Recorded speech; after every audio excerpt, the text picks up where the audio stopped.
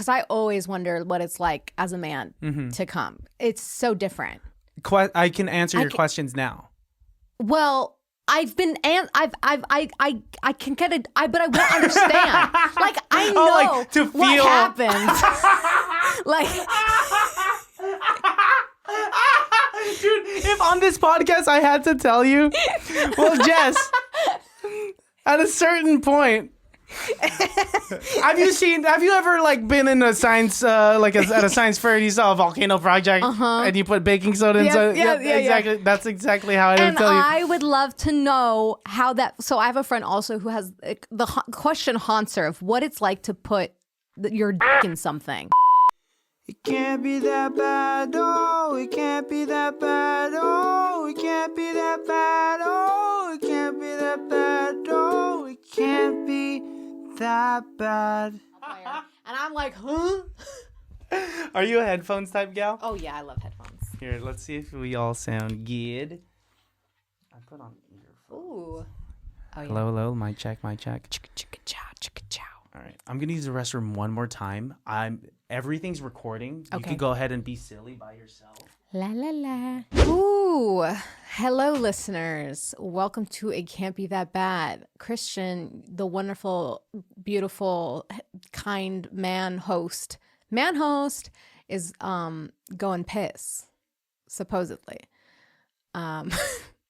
So, like, what's new? This is where you go, oh, nothing new, just work. And I go, yeah, capitalism. It's the holidays. Happy holidays. Happy whatever you celebrate. If you're celebrating anything right now, this time of year, it's been a really crazy, sad winter in the world. So I hope that people can find love and comfort within their communities. Not me getting, I might cry. And I say that kind of jokingly, but I might. Imagine if I started crying. Christian's watching this back. Oh, he walks in. I was about to make making a joke that I was going to start crying. And imagine if you walked in and I'm like talking to the camera, I'm just crying. Oh my God. Well, this is what I mean. Like you leave me alone with my thoughts and I go, Just a quick therapy session with yourself. Yeah, literally. I was checking in with the general public. I was checking with the imaginary audience in my head. Oh, nice. Yeah. You have quite the imagination, huh? What was your imagination like as a kid? Not anything super profound. I'd say it was very like, I didn't have any imaginary friends. I liked to draw when I was a kid, and I actually had a very specific phase where I used to draw elaborate houses. Whoa. But it was like a dollhouse. I'm surprised you're not an architect because of that. Yeah, well, they weren't like architecturally sound. I used to do this thing, and I remember it was like in the third grade. You remember taking we always took tests all the time. It sucked. It was like, what was this for? And if I were to look at those tests, I'm like, what are we doing? So like what tests are you talking about? I don't know if it's like the STAR testing or like I don't know if they called it something else in other states, but in California, the STAR testing. I'm familiar with STAR tests, for sure. Yeah, so I feel like we were always taking those kind of tests. Mm-hmm. But I say that because it'd be like when we're all taking these giant tests, and if I finished early, we'd have like in the middle of our desk tables, like binder paper for scratch paper. And I'd get a binder paper, and then I would just draw this like through the whole, what is it? 8 by 11. 8 by 11. 5 by 7. 5 5 by 7. Small. I'm thinking in sheets photo. of paper. No, yeah, like so binder paper. Okay. The standard binder paper. I would draw a giant like dollhouse almost, if you could imagine. And on the back side of the paper, I would create a family. And it would always be like a family with like 8 kids. I think I was obsessed with Cheaper by the Dozen when I was a kid. Oh my God. And I was just imagining a family with a bunch of kids. So I'd make this giant house, and then I would draw, and I'd have like a slide. There was like in Cheaper by the Dozen, the remake with Steve I remember Martin, that, yes. Which was crazy that we're talking about a movie now. I was obsessed with Cheaper by the Dozen. Yeah. And I always thought it was crazy that, first of all, in hindsight, it's kind of fucked up that they made the outcast of the family the ginger. Wow, that is kind of fucked Well, they up. had one other girl who had red hair, but she was a twin. So she had someone on her side. But there was a kid, he was a little boy and he had red hair. And everybody got to pick their room and he had to get the worst room, the bad room. But he got the best room. But why was it the bad room? I don't remember the movie. It was the attic. He had to live in the attic, but it was of this massive house. And the attic had the chute that like he could go. I would love that. Like, I would be like, oh no, you're giving me a room where I have a slide that I can like, I have my own exit. Whoa, that's crazy. Like, I'm upstairs. I don't have to hear anyone make steps upstairs. You mean I have my own floor? Wow, no, yeah. It sucks to be redheaded. Fuck. Give me that, I guess. Oh, well. I would love to have had a slide because I was definitely the type of kid where when dinner was ready, and it was so dangerous, I would compete with myself and try to increase the amount of steps that I could jump from. Because, you know, like those staircases where it's like... That is so... Did you have rugs too? I feel like it's more dangerous with rugs. Oh, because it could slip, yeah. Well, like if you're a kid wearing socks, there's times where I'm wearing socks and I'm like walking really fast down the stairs with a rug and my heel goes whew, and I fall on my butt. How fast are you walking for that to happen? I don't know. I'm light on my feet. Like... You're sneaky. There's been a kid. couple times in the past year where I have fallen down the stairs because I'm going too fast. You give me clumsy vibes. I am very clumsy. Yeah. Yeah. Do you fall and like that's like kind of not the best because you live in Alaska and you were just telling me that after it snows and the snow melts and then it turns to ice. People die and you're clumsy. No, it's like it actually is really bad. And there was one time Sage and I went to a party recently and like you had to like, you know, people live in apartments and you have to park in like a parking lot that's like away from the apartment. And we're like getting out in this, and the parking lots are the worst ones because the businesses don't own like a lot of those, what are they, strip mall parking lots? They don't have to take care of the parking lot because they don't own it. And so some are just fucked up. So some are just, because oftentimes if the business owns the parking lot, they'll put like gravel or they'll put like the stuff that kind of gives you some traction. Yeah. But some parking lots are just like fend for yourself. They don't give a fuck. They don't give a fuck. Oh my God. Especially the smaller, medium-sized strip mall. Like if it's like Target could get liable because Target like owns the parking lot. So they have to take care of it. Yeah. So they usually have someone, like they hire a company to come in and then the companies all get bought out. It's a whole shit show. But because there's only a certain amount of people that can go clear parking lots. But anyway, recently I fell immediately on my butt and we had to like Sage and I had to walk and we were holding so many things and I made Sage end up holding all the stuff and he'd be walking too fast. I'm like, you're going too fast, and then he'd have to walk and slow down. He's like, why did we park all the way over here? We could have parked over there. But I was like, I just like had panicked and I parked far away, and then I was like constantly like every step I took I was just like this. Just really making sure you don't fall. Yeah. I'm scared for you being an old woman in the future. That's what I'm saying. You need a life alert now. I do. At what, 28 years old? No, I'm 29. You're 29? Oh, you're just a year younger than me. Yeah. Gotcha. Yeah, at 29 years old, you're probably going to need a life alert. Like, because I need to know that you're okay if you're just walking like this. You told me you have tiny wrists. Do you have tiny ankles as well? Because that's definitely an issue. Yeah, that's a tiny ankle. That's the opposite of a cankle for sure. Yeah, I got tiny ankles, I guess. But my ankles are fine so far. Okay, good. It's my wrists. That's what's really doing it. Okay, take care of yourself, please. What are your first signs of, we're aging? Gut problems. But I've always just not taken care of my gut health. Are you an IBS girly? I don't have IBS, but maybe symptoms of... And I'm definitely... You remember how I told you that I underthink and I don't overthink? Usually it's my health that I underthink because I'll get a stomach ache and I'll deal with the stomach ache for hours before I do anything about it or tell Melissa like, hey, babe, I'm having a stomach ache. When I know for a fact we have Tums and Pepto-Bismol downstairs. And I'm just like, it's so far. When did that start? My tummy issues? Yeah. Probably when I was a kid. Oh, you should get that checked out. I don't think that's like a... I think I'm dying. Well, you might have like have you ever done one of those like exclusion diets where they like try to see if you have an allergy? No. If I ever... I mean, now I diet, but like an exclusion diet, I didn't know there were... Well, like if you have like... Sounds horrible. Yeah, people like you start eating like basics, like you eat like the brat diet or like... I'm just like troubleshooting FODMAPs, you know, stuff. FODMAPs? What? FODMAPs? No, what's FODMAPs? Welcome to the world of bad gut issues. I'm here to guide you. You have IBS? Yeah. Well, I had a lot of gut issues a few years ago, and I had to go get like blood work, and I don't think I was ever diagnosed with IBS. I think I just had I did one of those crazy LA diets once, and I think it really fucked with my gut. Yeah. Break down the diet for me. What's a crazy LA diet? Well, it was started off so innocently. It was like... It sounds like you're talking about like a relationship gone wrong. Me and my relationship with food gone wrong. No, it was like... it was actually around this time in one year because it was like New Year's was starting and one of my old roommates was doing a Whole30, which is notoriously problematic apparently. But my roommate was doing it and we weren't like, she wasn't doing it strictly because like there's like a whole website, there's a whole thing dedicated to Whole30 and they're really strict. Like you can't eat any legumes, you can't eat any grains, you can't eat any sugar unless it's like fruits. But even then, sometimes people would argue that doesn't count. And I remember so she was doing it and I wanted to try it because I had never done like a diet before, like a official one. So I was like, oh, I'll try it with you. And you for 30 days, you can't eat like, I think you can just eat meats. You can't eat any cheeses. You can eat veggies. You can eat fruits. You can eat grains. Not like whole grains, but you can eat like almonds. Okay. Or nuts. Those aren't grains. Those are nuts. No, those are nuts. But you can't eat peanuts because those are legumes. Yes.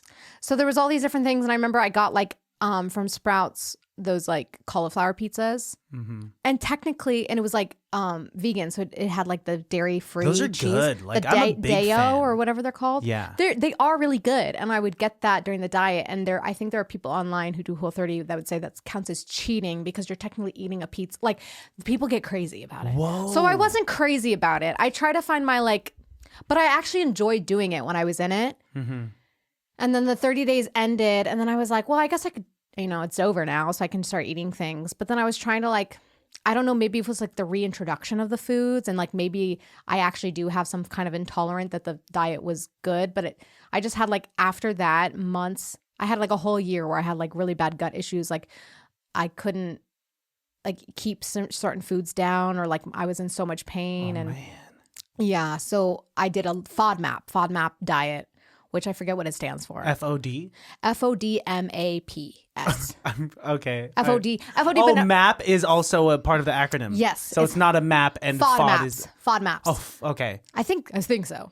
Okay. It's been a while. But that's like one of the, it's like if you have bad gut issues and you're trying to figure out if you have an allergy. You do Maybe that. I should do that. Look into FODMAPs. I should look into it because and it could be your stomach issues could have risen from... I definitely identify when I eat healthy, because during my work week, I like to eat healthy. I know I just told you that I underthink my gut health, but I am vain and am an ex-fat boy. And so I don't want to return to my old ways. So I go on diets and I eat clean. But then on my weekends, especially after a night of drinking, then I'll just eat a fucking burrito. And I'll be like, that's probably what's messing up my stomach is that I ate so clean for 6 days. And on the 7th day, it just went dirty. Yeah. It's kind of like the idea of I've fallen victim to trying to watch what I'm eating throughout the day. And then I go through I get ravenous at night and then I'll just binge. What does that... what are you eating? Ravenous is a crazy word to use. Well, so I guess it's not that ravenous, but I eat like a squirrel. So if you imagine a squirrel getting always with 2 hands because you have small wrists. Yeah, no, literally. There was one. My mom and I are opposites. Where my dad talks about how when they went on a date, he was so used to women eating popcorn, one at a time. But my mom always had 2 hands in the bucket. My mom is just... Oh, she was just double fisting the popcorn? Mm-hmm. Whoa. And he was like, am I going to get any of this popcorn? And she's like, no, you should get your own. Or get 2, one for me and one for you type of thing. Dude, I've never seen someone with a bag of chips or a bucket of popcorn use 2 hands. Yeah. I mean, because it'd be literally she's going like this. Prepping, so as she's loading as she's up, eating like this, she's got her hand here, and then it's kind of like an assembly line. She's always got a hand in the bucket. Wow, that's efficiency. If anything. Yeah, I don't know if she's still like that, but she is. My mom eats just she just loves to eat big meals, but I'm the opposite where I like to eat little, and so she'll always make fun of me because with popcorn, it's mainly the paranoia of getting the. Oh, do you have food traps back there? What are food traps? Food traps is like, so I have a food trap. Like my back left molar has like a very, very, very small pocket of space where food, like beef jerky is it's my fucking arch nemesis. But I love it. You know, it's just like fucking jerk. I fucking love to hate it. I hate to love it. Fucking beef jerk. Yeah. Shit gets in there and I'm just like, and it hurts. It hurts. So that's what a food trap is. Oh, well, I guess I mean, I think maybe I do. I just imagine everybody has those issues when you eat popcorn. I feel like if I eat popcorn too fast, the kernel skin will get stuck in my gums. And so you are very... I'm very particular about how I eat popcorn because I'll like eat the puffy stuff. I'll try to avoid the kernel as much as I can. Shut the fuck up. Really? Or I'll try to bite it in a way where, and if I start off that way. Dude, you eat popcorn like Audrey Hepburn or something. Probably. Except her motivation was that she like had food scarcity from World War II and starved. So that's where what it was. Yeah, different. She had weird eating habits because of war. Different problems, and yours is not. Yours is mine's just like I don't want to hurt my gums. I don't want to hurt my back molar. It hurts. It hurts so bad. It's so annoying. I'm just gonna eat the puffy stuff off of popcorn. Sometimes funny. the curse thing in me is like I won't do it if I'm sharing popcorn with somebody because that's just fucking cruel and weird. But if I this is an unsafe popcorn, I'll just put it back in the bag. What? Oh shit! What? Yeah. Crazy. Because I have paranoia. I have. Whoa, that's nuts. Well, man, like to see a bucket of popcorn where it's just like the naked. Because you're eating the pop and you're leaving the corn, basically. Well, right? I'll eat it's just some pieces are just particular. Some of them, like I don't know, because I think some of them also like at the bottom of the bag they're loose, like those they come suck. off. Those are horrible. Yeah, so like I don't know. I'm just really careful with it. And there was one time I was at the movies with a friend and I was eating popcorn and, I think I was self-conscious about it. Like I was aware how I was eating it, and then I just on my own volition was like. My mom always makes fun of the way I eat. And my friend was like, why? Because you eat like a squirrel? And I was like, that's exactly why. That's good. So every time you eat like you're on a first date. Yeah, but not every time. I guess it depends. But back to like, I said I was eating ravenously in the sense that like I like to do little bits of things. So like, especially if I'm like high, if I smoke something and then I'm like hungry at the end of the night, I'll have like the whole cabinet and I'm like, maybe I'll have a little bit of this, have a little bit of this. It doesn't even make it to like the couch or your room no, where you're gonna I'll watch stand something. up in the kitchen and I'll just start eating out of the cabinet. Can't do that. I can't do that. What do you mean? Why can't you do that? I have this issue of I need to save my food that I'm going to eat for when I'm watching something. I hate watching something without food, and I hate eating something without watching something. That's so interesting. It's bad. I mean, it's just kind of like I think I need to be stimulated in all senses. I think I associate... You got that iPad kid energy. Oh my God. If I grew up in this day and age... I know. It's actually kind of scary to think about. Because I feel that too. When I'm eating dinner, I usually am watching something. And if I'm not watching something, I'm like, this is weird. Mm-hmm. But we didn't have iPads. No, we didn't. So what's that going to be like when they're our age? It's going to be even... Well, they're going to be in VR. It's going to be an iPad. It's going to be the television on, like with what our streaming service exists in like 30 years. And it's also going to be like them playing video games at the same time while listening to music. I think they're just going to have to get stimulated in all ways. And TikTok... Yeah, it's like those the videos where they have like a video that you're watching and then the side screen is like a game. Why is that? They're playing like or like they're doing a slime, like they're doing like a weird craft. Why is that a thing? Like there's like someone on top, like on TikTok. There's gonna be a guy up top telling me about skin disease, and on the bottom is like Subway servers. Yes, yeah, it works. That's crazy. That works on you? Well, it works on a lot of people. Okay, because I say it won't be. Well, that's good. I think I need to be more. Usually it's the one that they do like those the videos where they're doing something weird. It's like 5-minute crafts. Mm-hmm. They're doing something crafty. They're doing something like they're getting sand and they're shaving it off. Or they're getting a fork and they're bending the fork and they're hammering it. Sometimes I like that. I'm like kind of intrigued by that. And I'm like, what are they doing? And then I hear what they're talking about. I'm like, what are they talking about? And then I'm like, okay, I kind of get why this happens because and then also we have just terrible attention. Yes, spans. Yeah. Like I think I'm getting better at like trying to recognize, is this going to help my productivity? Like if it's just I will fall victim to a few of them, like watching Dr. Pimple Popper on TikTok or like any of those. It's like a car crash. I can't. What do you? In the sense that I want to look away, but I can't. Oh, you're rubbernecking on these like on Dr. Pimple Popper. Yeah, but in the sense that I'm doing the thing where I'm watching those kind of videos, I'm like this. Oh, because sometimes they get like these blackheads that are just so rewarding. Yeah. Or like they're getting like earwax deep up in that cavernous they ear. get like it's always the best when it's like someone's uncle who has like a blackhead that he's had for like 10 years. Yeah. And you're like, look at that. Look at that thing. And they get it out. They get it out. Or like a cyst the size of a golf ball. That's like it's crazy. nuts. Another thing I get lost into is like jail TikTok. Are you familiar with this? I know it sounds so sketchy. No, but people it's not. in jail on TikTok? Is that what it is? What I think it is, it's this like guy that probably used to be in jail, got out of jail, started making like TikToks about the food that they would make in jail. I've never been on jail TikTok, and that's crazy. I think I fucked up my algorithm because like I'll get multiple posts of guys like being like, yo, this is how you make jail top ramen, and then like they'll get top ramen, they'll like put like mustard in it, and they'll put like, or like some dude, they would make like bootleg alcohol in jail, and they would do it by like buying fruit and then fermenting it. Whoa. With like the with their like I don't know, they would like wrap it, put water in it, and then like keep it warm in like their toilet, which is disgusting. Oh my God. And then they would like only collect the juices after like a week or some shit, and then it was like alcohol. What? Because it's like, because they would ferment it. How would they go to the bathroom? I mean, no, the bathroom is in their cell, so they can't leave their cell. They could get food and they bring it back to their cell. But if they're putting it... Oh, if they have to go to the bathroom? Yeah, with their stuff in... Is it in I imagine they could remove it, and then they would do their thing, and then they would flush it, and then it'd be clean water, and they would put it back in.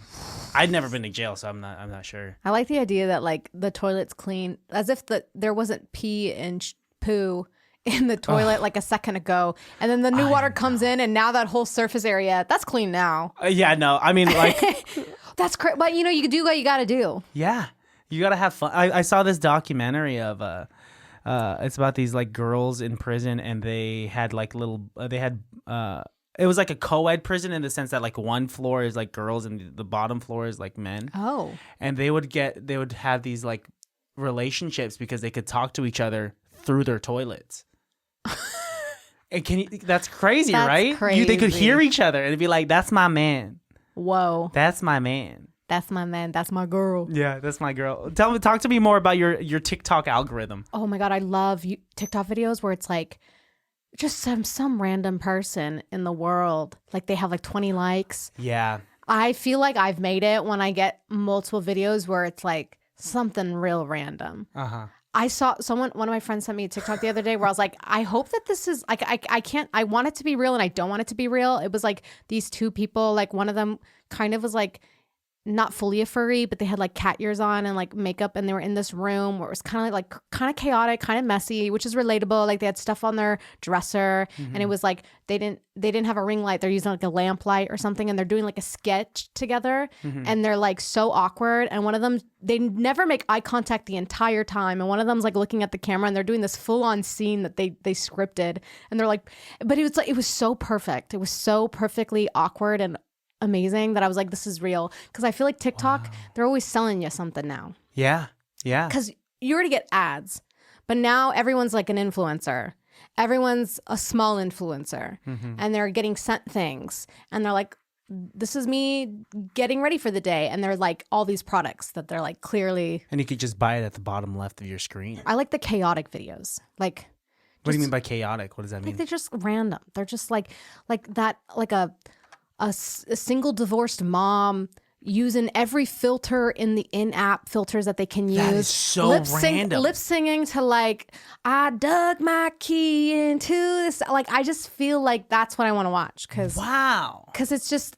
I'm just curious as to what entertains you. Because, I mean, whenever I have like my improv friends on this podcast, they're usually like, we're all, if you did improv, we're all wild cards. Yeah. Like whatever like catches our attention, our like sense of humor, our charisma and enthusiasm, it's all over the place because we're theater kids and we're improv kids. Yeah. So I'm always just like, yeah, curious as to like. Well, I guess it comes down like that's a good point to bring up of like improv. It's kind of like watching the bad ideas. Like when you have bad scenes and you're like, that was crazy, but sometimes you had fun doing it. Yeah. You're just like you're like fuck the rules.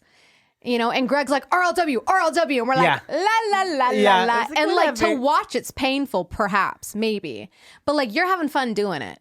I feel like I like watching the people that like they're just like they have their phone, they're not fully aware that anybody in the world can watch what they're doing, but so they're like being really vulnerable and like being themselves and being like not taking the perfect take, or maybe that was their best take, and that has a layer of like funniness to me. You know what this tells me? It just tells me that you're a very like empathetic person. You're like empathetic. I'm an empath.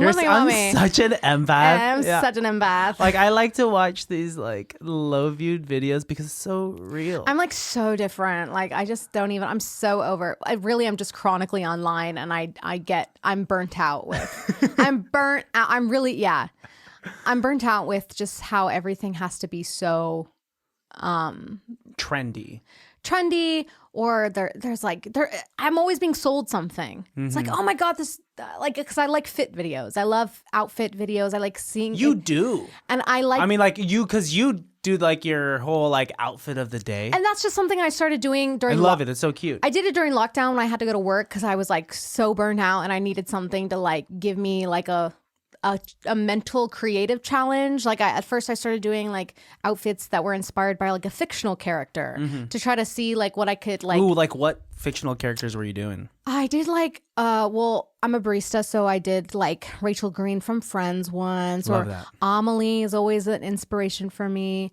Kiki's Delivery Service. Nice. I did an outfit based off that once. And it's simple because I just had like a dress and I just put like a bow in my hair. How long does it take for you to choose an outfit for the day? I don't know I think there's like a method. And again, I saw this on TikTok of someone talking about how, it's like intuitively dressing. Sometimes I think I could be getting it wrong, but it's like when there's like maybe one specific piece in your closet in the morning where you're like, I want to wear that. Okay. Like, you want to put that. I want to wear that thing and I don't know how I'm going to wear it. And then you just kind of start building it. Yeah. And most of the time I just want to be comfortable. Good. Yeah. I think I've seen some people like out in the wild where their like outfits are great, but they look uncomfortable. I've seen like when that's like my fear. I don't want to look uncomfortable. That's good. I mean, because when I was like getting more into fashion, because like my first job was like H&M. And oh like my it was God, you fit H&M and like as a first job. I get that a lot. H&M men. H&M men for sure, but like I mean, I was the type of guy that like even like I was obsessed with even the women's clothing. I was like, this is dope, and so like I got to know like what girls like and whatnot. But then also when I was there, I was just kind of like trying to like find out like what my fashion was. Yeah. But then looking back at pictures, I'm like, why did I wear a fucking button-up, bow tie, and suspenders with a fucking blazer to like DVC? And I'm like. Well, that was like but that's the fashion of the times. Of the times, and that's I what guess. I'm saying. When you working at H&M then, it like that was like peak H&M. I was working there when it was kind of popping. Yeah, I had Ayesha Curry walk in, which was nuts, and I didn't know who she was.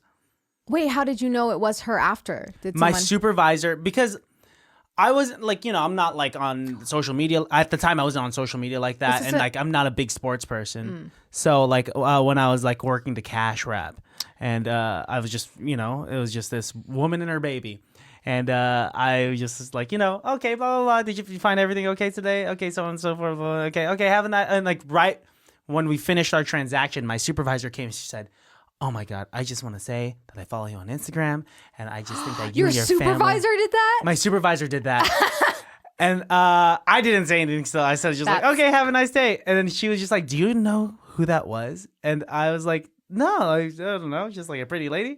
And she's a pretty lady. She's gorgeous. And she was just like, that family has a family of beautiful eyes. Good genes, good eyes, yes. So beautiful. Anyway, sorry.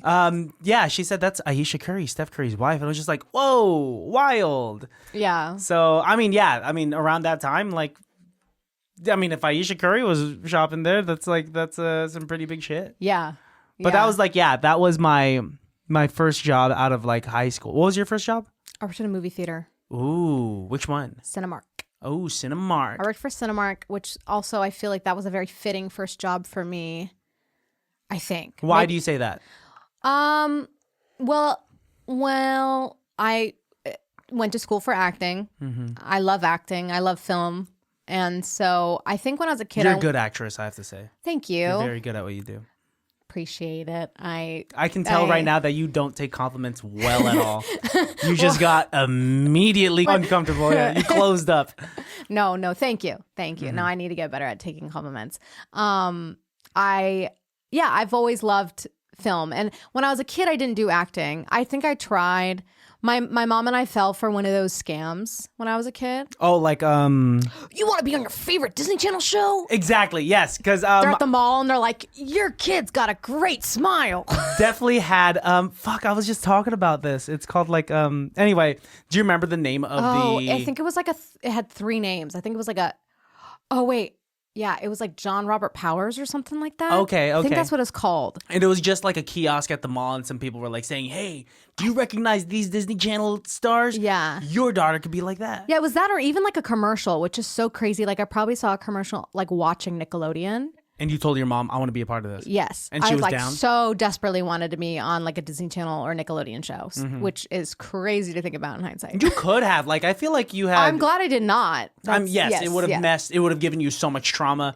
Yeah. And you probably would have been deep into like drugs right now. Maybe, probably. But yeah. It's just it's interesting. I actually don't think and I obviously didn't because I had such bad anxiety as a kid. Like I wanted to be an actor, and then it'd be like, I remember my mom did this for me, which was so lovely of her, but it's like, I'm like, girl, you should have got me out of there. You should have known that was a scam. Well, how long did you do it for? I think only for like a year, maybe a few months. It was like, I think I took an improv class as a kid. Whoa. And then I took like a commercial class where they like gave us little commercial scripts, and we'd be in front of a camera, and then we would be like, all the people there always said that I had great hair. That was like my feature that they liked. So I'd be like getting the Pantene commercials as like an 11-year-old, which was weird. And I was like, Pantene, Pro-V or whatever. And you'd have to like memorize the thing. And then they had like showcases where like agents would come, and then you'd have to like I think when you did this thing, I guess it was kind of scammy because in the sense that like there's some kids who actually got booked work, but most of them didn't. Mm-hmm. And I was one of them. And then they had like these, the agents would come in and you would go in, and my mom was with me, and I had such bad anxiety. Like I'd know what the commercial was, or I'd know what I'm supposed to say, but then I'd like, and I'd start crying. I would always cry. Dude, they should have booked you for dramas then. That's what I'm saying. No, that's the thing. Because I've said before, I think the moment I said I wanted to be an actor was because of Dakota Fanning, which is so funny because it's so, I feel like it's silly. I don't think I've heard someone say like Dakota Fanning made me want to be an actor. I've never heard that, but I respect it. Yeah, I think it's because I'm the same age as Dakota Fanning, and so I watched movies all the time as a kid, and I just started. She was in everything. She was like in War of the Worlds. She was in the Cat in the Hat. Twilight. She was in Uptown Girls. She was in Twilight. She was Coraline. She was booked and busy, and I was like, I want to do what she's doing. She's dope. She's really good. Yeah, and she was really good in like the drama. I think I Am Sam was like the one that like. Oh wow! I think she was like 5. What, that young? Yeah, I think she was like 5 or 6 in I Am Sam, and she was so good. How old were you when you were doing these things? Doing what things? Like, the the scam? Yes. The scam? The scam that I partook in. I think I was probably 9. Okay. I think I was definitely still in middle school. When you were in it, did you realize like there's something fishy about this? I don't think I realized it was a scam until I was a teen. Okay. I think we stopped because I would cry. Like anytime I was trying to move forward, and like, because the idea was that you would want to get an agent, because then they would actually send you to actual auditions, and I wouldn't just do classes. Yeah. I couldn't get like, because I would just start crying. But then that's how it always was. Anytime an adult, like a random adult was talking to me, I would just start crying. Oh shit. Yeah, like I went to the doctors, I start crying, and then the doctors would be like, she good? Like, what's going on? They'd get suspicious. But there was nothing wrong with me other than I just had really bad anxiety. How about now? Are you a crier? Not as much. I am a crier. Because I'm a crier too. Yeah. When's the last time you cried?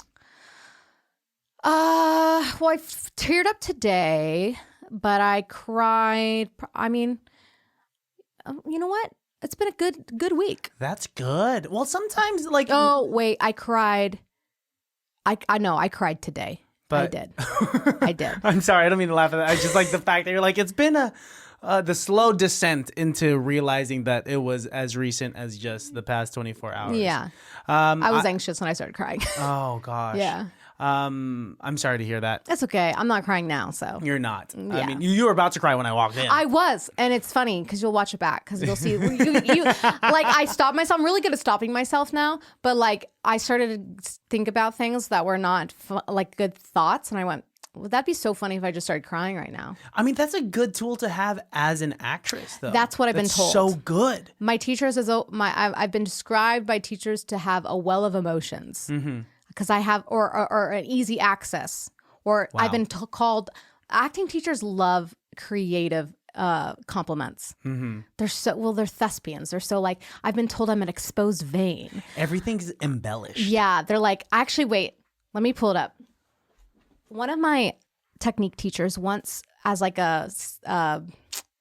she made poems for us, describing who we were. That's so sweet. As the end of the semester, she made us all little poems describing how our progress was as actors. And you're about to read yours. I'm about to read mine, yeah. It's going to say something about my emotions. I already know. But that's so good. I mean, like, emotions is like the main thing that you need as an actor. And like, because that's hard for me to channel. Like, it's usually the hardest thing for actors because you're in life, you're told to not have emotions. Exactly. And so when you're an actor, you're trying to like, you bottle it down, and like as an actor, you're trying to like bring it out. You take it out of that bottle, right? Yeah. Here, don't let me interrupt your search for. No, it says exposed vein, pure heart, whispered sublime potential, impassioned bird, fly. Wow. Yeah. How did you take it when you first heard it? I think I cried. I read it and I went. That's so sweet. It's very sweet. Yeah. It was very kind. It's true. I mean, like it's easy for me to cry in real life, but I don't think I've acted enough. I don't have like enough under my belt to ever have like really tried to do it. But and like, I think you did more like comedic things, right? Yeah. Yeah. So it'd be weird if I was just doing an improv scene out of nowhere. And you'd be like, oh God, he's crying? You know, it's been done before. I could imagine, yes. I'm sure it has been. But like, I mean, the type of comedy improv we've done. Oh, yeah. Like, no, like not I don't think that's the appropriate time to cry. No. Last time I cried was like yesterday. I was just... Music makes me cry so listen to Mitski. easy. Mitski has made me cry in the past. This time it was just like an instrument. It was like my friend that's because I'm gonna do a Christmas cover for this Christmas or for this year's Christmas, and the song is it's called "It Just Doesn't Feel Like Christmas," and my homeboy is so good at playing piano. Yeah. That me listening to him play and me singing these songs with the lyrics was so impactful. Yeah. Music is powerful. It's crazy how that happens. Music is, I don't think people realize how powerful music is. Dude, I think like people are just like, I don't know. They don't realize like Music's that music being is like slept on. Music is like so slept on. It's just Yeah. like fucking like, what are you guys doing? Like, we should just slap this music all the time. Yeah, like why aren't we listening to it? Like, Why are we not listening to it right now on this podcast? It can't be that bad. Oh, it can't be that bad. No, it's like you're right. Ever since we were kids, especially like myself, in a traditional household, being a guy. Yes. As a kid that cried a lot, and I was told not to cry, not to cry, not to cry. And like even And now, you're a Cancer. and I'm a Cancer. And like supposedly we Cancers, we just feel and feel and feel, and we're so sensitive. Literally, Cancer is ruled by the moon. Well, yeah, what do they say about us? Because I know that like you know horoscopes, you know astrology. So Yeah. please just tell me who I am. Well, wait, have you ever done your birth chart? Have Have you ever had Melissa do your birth chart? Usually that's how people ask me like my birthday and my time Yes. I popped out. Yeah. So June 30th. Do you need to know the year? Wait, I can do it. Yep. We're going to do Christian's birth chart. I feel like 6 a.m. is when I was born, like 6-ish. Okay. Let me see. When that happens, so you know how when people ask you like, what time were you born? Does it matter like where in the world you were born? Because like time's different. Okay. Where were you born? San Francisco. San Francisco, and you said June 30th. Yeah. 1993. And what time? 6. Let's just say 6 a.m. You don't know exactly what time? I need to know the exact minute. Yeah. Oh fuck! Can we not do this?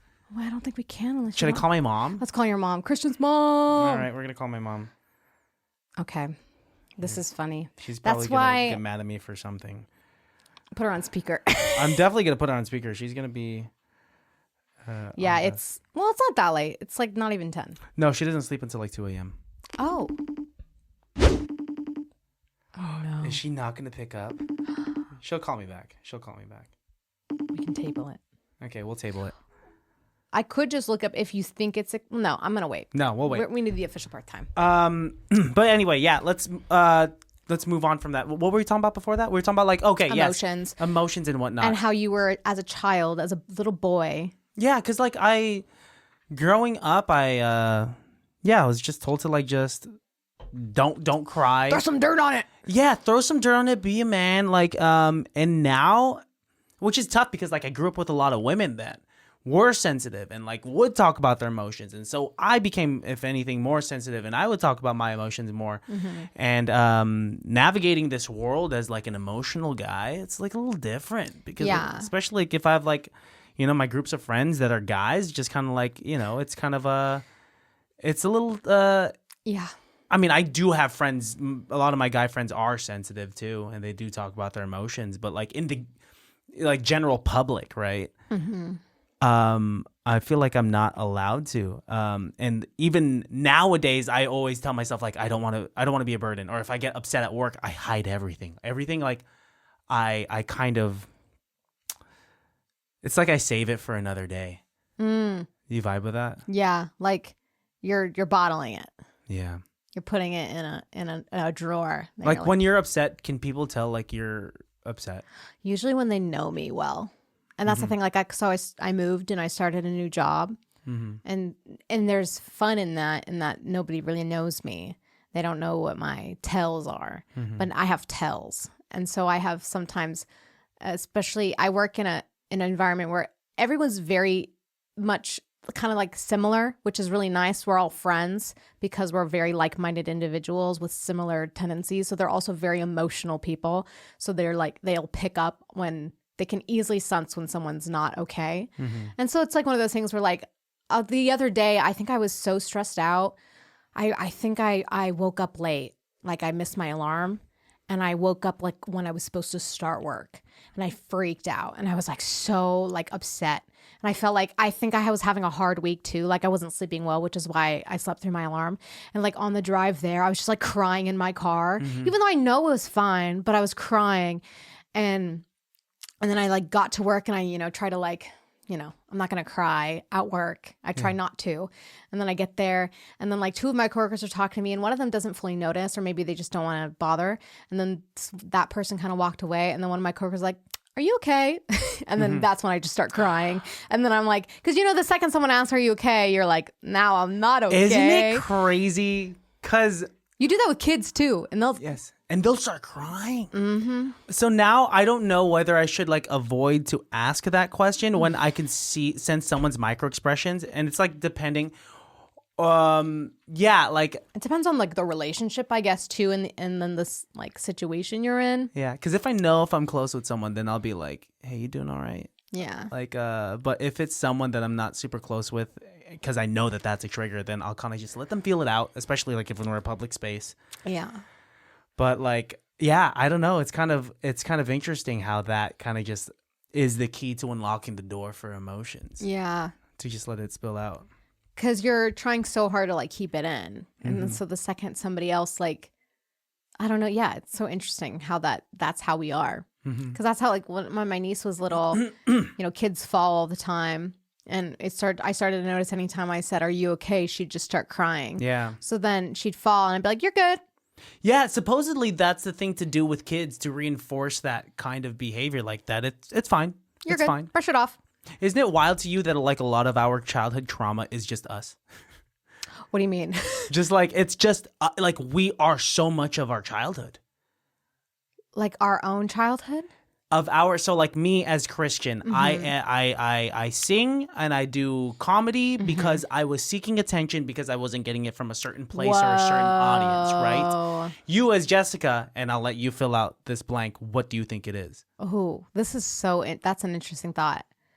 Like why I am the way I am? Yes. And usually you could just kind of relate it back to something that happened when we were kids. Right. We're in therapy session now. Yeah, sometimes this podcast turns into that. You know, the chairs, it's the chairs. These are therapy chairs. I've been told that these are therapy chairs. I do oftentimes while we've been in this conversation, this topic, when you're talking, I'm like, interesting. Tell me more. What do you mean by that? Yeah. Expand. Fascinating. I like to learn about people. Like, even though you and I have known each other for almost 10 years. That's now, crazy. There's still always something to learn about the other person. Oh, yeah. If we're still learning about ourselves, then you could learn more about another individual that's not you. Oh, yeah. Yeah. Well, I wonder, okay, now I'm trying to think. So yours is because you were seeking out attention. I've talked about it on this podcast before, so the listeners know that I have an older brother that was a valedictorian, that was like a goody two shoes.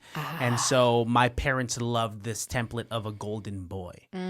And I was this other kind of like wild card, kind of like not as academically inclined, but could kill it on the karaoke. Oh, yeah. And could like recite his favorite comedian's jokes in front of everyone at a family party. And so that kind of rung a bell, so that like now I'm like, when I was trying out extracurriculars like in middle school and high school, like I kind of found like the thing that fills that bucket.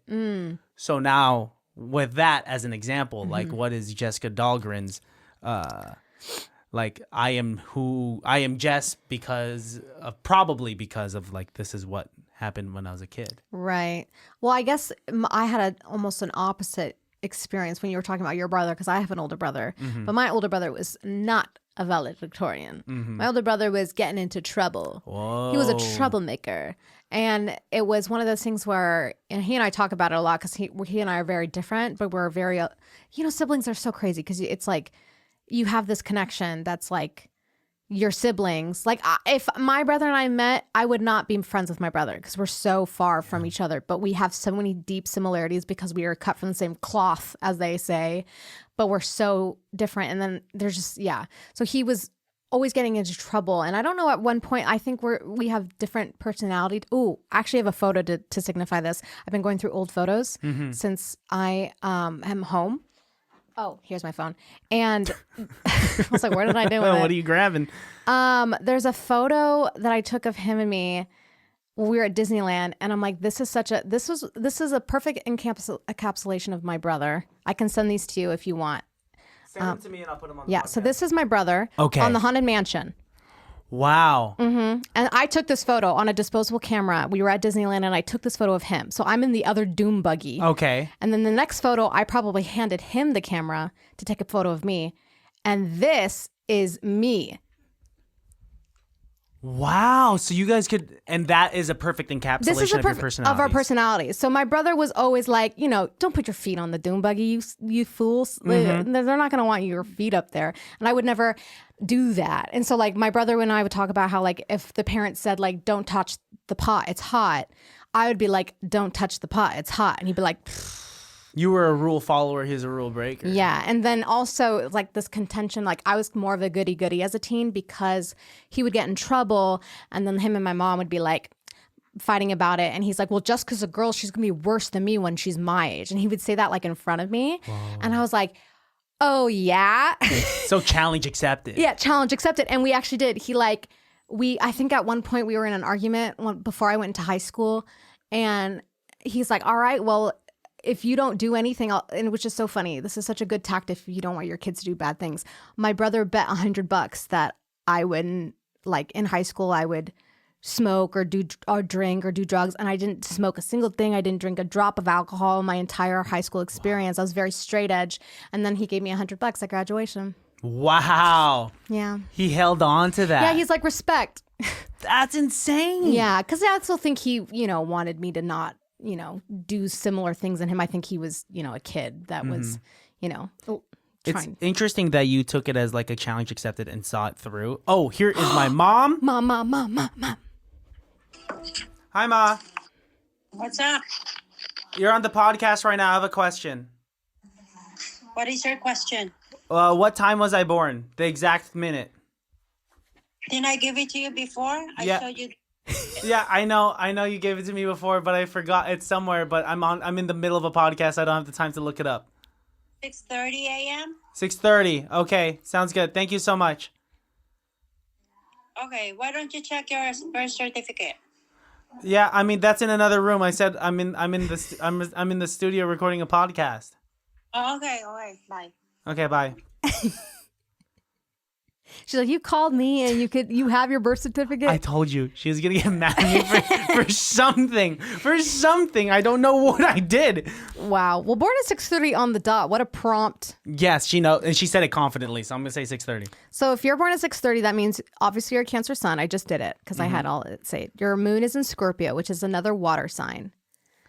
Your Mercury is the planet of communication. Okay. And it's ruled by, it's Cancer. It's in Cancer. Your Venus is in Taurus. We both have Taurus Venuses, which makes so much sense to me, which is so cliche for me to say. What makes sense? Tell me. So I like to say Taurus Venuses are like serial monogamous. People who like monogamy. And so Taurus is also ruled by Venus, which is, so I think. And you and I have been in relationships with our significant others for how long now? Like 10 years, basically. Yes. For 10 years, yep. Yeah. Like, I'm not a fling person. I don't like. Don't understand the hookup. If I'm on a date, I'm like, what are your worst fears? Yes. What are your dreams and your fears? Yes. Like, how many kids?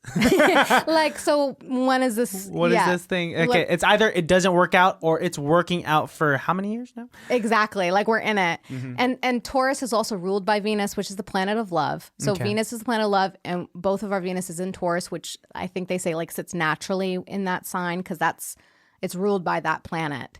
So it fits well there. And Taurus is like all about comfort, stability, luxury, and stability in Venus. So if you think about like, gift giving or wanting to be supported or be supportive of another person or they just crave stability. I think love. I vibe with that. Stability and love in all facets of love, right? Not just romantic love. Yeah, all facets of love. So yeah, I get that. I mean, I think there's this giddiness that I get with like giving. Like when I have the gift, like when I have something for Melissa, I could barely wait to like just give it to her. I'll be like, her birthday is December 2nd, and like I'm like, it's November 15th. Like, can I can go. Like I can wrap her real quick. Do you want to open it? She'll be like, no, I'll have it on bed. She's got like 2.5 weeks. Yeah, she's just like, no, it's not even my birthday. It's not even December. I'm like, and then yes, I get giddy about that type of stuff. Yeah. Well, yeah. That's one of my favorite placements in me, so that's why I got excited. Because I'm an Aries, and Aries I think are normally like stereotypically, like Cancer stereotypically is like cry baby, blah blah blah blah blah. All the time. It's so probably one of the most accurate depictions of like when people say like born in June, Cancer, you cry a lot. Like yeah, I do. So thanks for bringing it up. I'm in touch with my emotions. What about you? Yeah, Yeah. Dude, crying feels so good. It's cathartic. We're literally built to cry. We should be crying. We should be like, after I cry, I could go about my day. Post-cry clarity. Yes. I was just having this conversation with, not just, this was like on an episode last year, but with like Elias Martin, if you remember. Oh, I love Elias. We were talking about the Venn diagram of like, I'm sorry, post-nut clarity and post-cry clarity. Yes. So after an orgasm, you're kind of just like, you're either like, wow, why did I like do that one thing? Like, like why did I do anything before this? Like why was I so upset before this? Yeah. And then after you cry, you're also like, oh my God, why was I like so upset before this? Have you had both at the same time? A cry come? A post come, then post cry? I know this is getting personal.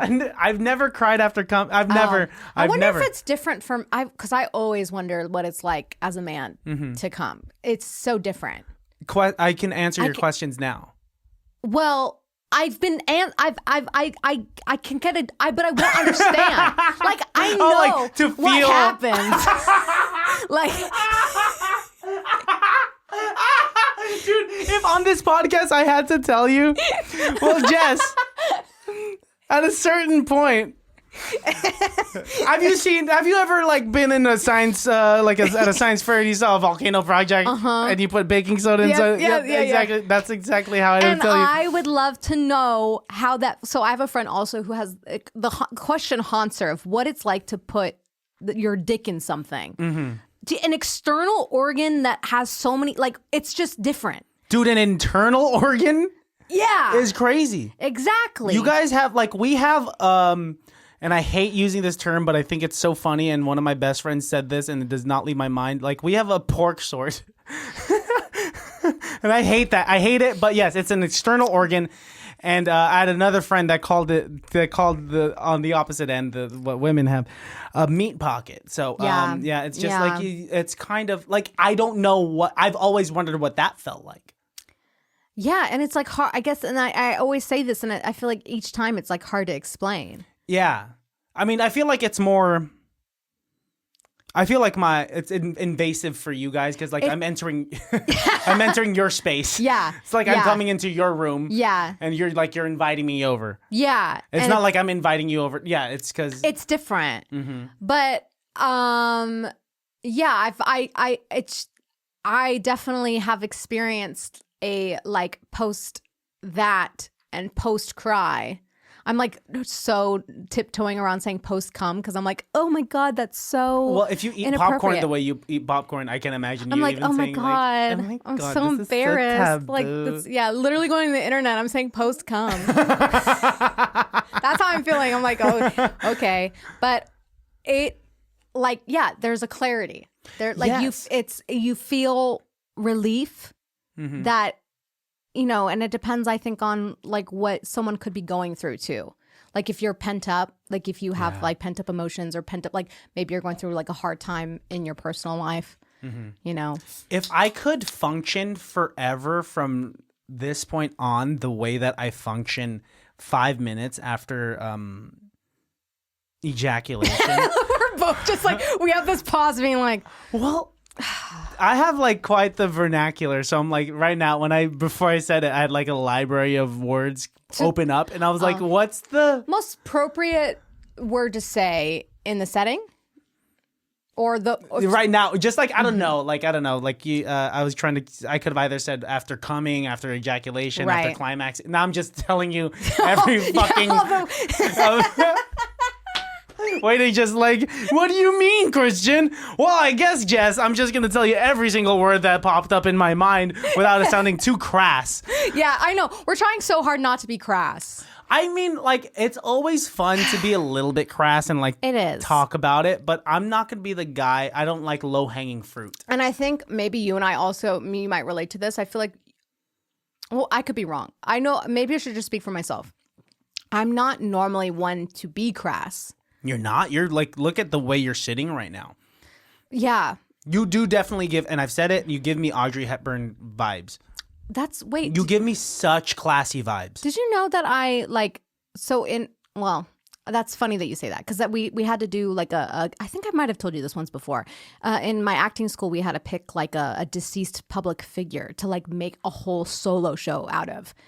I think you said this on the last podcast, but remind me again. I did a solo show on Audrey Hepburn, and maybe that subconsciously you're associating me with Audrey Hepburn because I had mentioned before that I have looked up to Audrey Hepburn. Perhaps. What is it her classiness? Is it just like... Yeah, I mean, specifically, I mentioned it briefly, but I think we worship celebrities in our culture, and she's definitely one of the ones that is worshipped a lot. Icon, like Marilyn Monroe, like they got their face on everything. Like even if you don't know her name and you see that you see picture, her image and it's just class. Breakfast at Tiffany's, like you're gonna know who that is. Yes, you would have seen that before. Yeah, and what I love about her is that she's so iconic literally iconic, Mm-hmm. but had like such a humbling upbringing. Yeah. And she didn't let fame really like take over or like erase that past. Like she worked with UNICEF. She was a huge humanitarian in her adulthood life because she like went through World War II and like had, you know, she was starving and experienced war, the dark sides of it. Yeah. Here I am. I'm not trying not to cry when I think about it. But yeah, so I just really appreciate that she just kind of had like and I think there's like a certain type of person when you go through something so horrible in your life, to like be such a light is really nice. It provides texture. Yeah, and she she just handled things very gracefully. Yeah. And I think that when do you want me to grab you some like tissues or something? No, I'm good. I'm done. The wave went over. I'm totally fine now. Wow. Like this is what I'm saying. Like it's wow. You could really tap into that. I think that when people go through something like that and they get to that level of fame, it's a beautiful thing when you stay unchanged. Yeah. When you know where you come from. Yeah. Yeah. I've met a lot of people, like recently on this podcast, I've had some like, I would say some like Bay Area legends in terms of the rap community come on. Yeah. And having to Which be is able awesome. It's so, thank you. Yeah. And it's so awesome and it's so humbling to get to talk to them for an hour.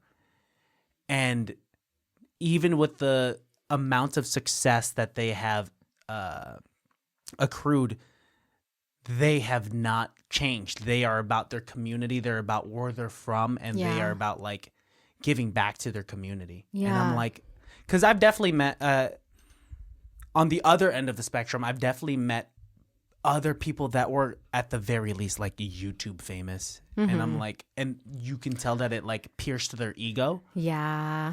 And I've definitely gone to, you know, I've like done some visits to LA. And I remember we like, talked about that last time. and I interacted with individuals and it's just like, man, like why? Yeah. Because whatever this podcaster is into for me, I don't think that I will ever change. I think I beat myself up too much to ever be cocky. Yeah.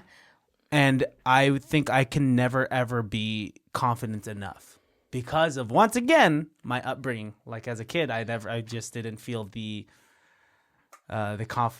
up fat, growing up like feeling like I didn't get the attention from both like women because of how I looked aesthetically and because I was like the not academically smart sibling. I think I will never, in my mind, I'll never feel like I was enough. But it's so interesting because I feel like there's people who also there's like, it's like two routes you can take. Yeah. Like it's almost like a villain origin story. Like sometimes people can take that kind of that experience and then they see themselves become the villain. Yeah. Something that they feared. Do you think you're a good person? I hope so. I try to be. That is the most humble like response. Yes. I try to be.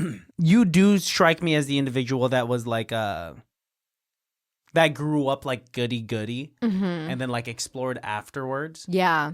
Was when you were growing up like that, did you have urges to kind of explore or you just like was it easy to just be you? I think it was I was just really anxious for one. I think I had undiagnosed anxiety that was so bad that like I missed school a lot because I used to pretend to be sick when really I was mentally sick. But I would try to pretend to be like I had a fever or something because I'd be so anxious about like a social interaction that could have happened at school or a test I could have been taking at school, like, or that like something bad was going to happen at school. And so I'd stay home. And that kind of also helped me from or kept me from really doing anything dangerously because I just viewed everything as danger. Like if I drank alcohol, I'd be like, what if I got really sick? What if I got caught? What if I got in trouble with the law? What if I got like all the things, all the worries kept me from wanting to do it because it was like, doesn't sound fun to me. Yeah. And then I would see, kids my age do it and they'd be throwing up and I'm like, that doesn't sound fun. I think it's an experience. I don't think that, I guess underage drinking is not advised. Not advised. Not advised. But And we see it all over like movies and whatnot. But... yeah, well, you know what's funny? Superbad also influenced me not to drink alcohol in high school. Because like one of the first scenes in like the first 15 minutes is like them drinking in front of a strip club they couldn't get into and they start throwing up. Yeah. Well, also as a girl, I loved Emma Stone, and iconically in that movie, she doesn't drink, and she was the most popular girl. She was the sought after girl, and then it gets to the end of the movie where he's trying to impress her, and she's like, "Oh, I don't drink." And I remember watching that. I wasn't in high school yet, and I watched that being like, "Oh shit!" Like because oftentimes teen movies you'd see everybody would be drunk, and that was the first I think depiction of like an adult movie. Because I watch Disney Channel all the time. They don't drink on Disney Channel, obviously, but I knew that was like a shiny facade. Yeah. And then when I watched Superbad, I was like, oh wait, people don't have to drink. No, and that's real. Yeah.